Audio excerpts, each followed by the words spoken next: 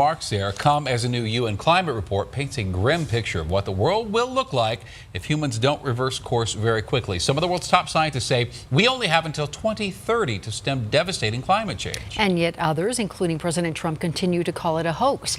Denver 7's Russell Haythorne going 360 tonight. And Russell, the report warns of weather extremes and even food shortages.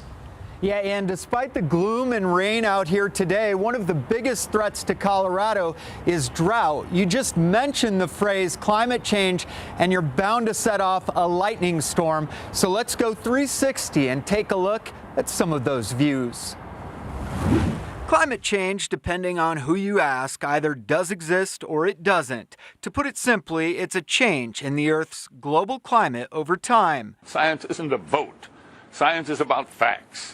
And if you get down to the hard, cold facts, there's no question about it. Climate change is not happening. The threat is real. The science is real.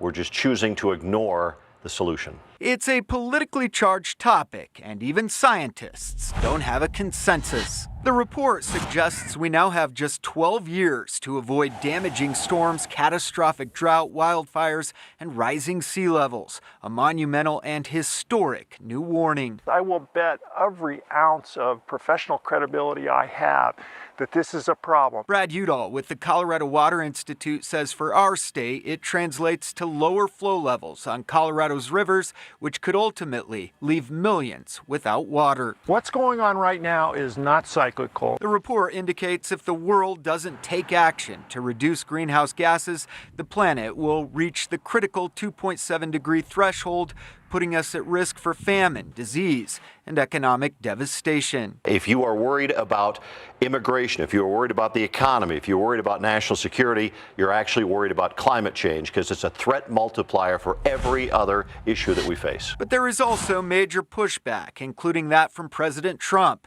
who pulled the U.S. out of the Paris Climate Accord last year. Global warming and that, a lot of it's a hoax. It's a hoax. I mean, it's a money-making industry, okay? And many of those in fossil fuels say it's a scare tactic that costs good jobs. Fact is, the Obama administration had its boot on top of the throat of the industry. That boot has been removed. The president has said we can and must protect our environment without harming America's working families. The 2030 date falls well within the lifetime of billions of people who are alive today. The UN says avoiding it would require cutting global net emissions of carbon dioxide 45% by 2030. Obviously a touchy subject, but that UN panel believes the threat is real and it can only be avoided if real changes are made. We're live in Denver tonight. Russell Haythorne, Denver 7.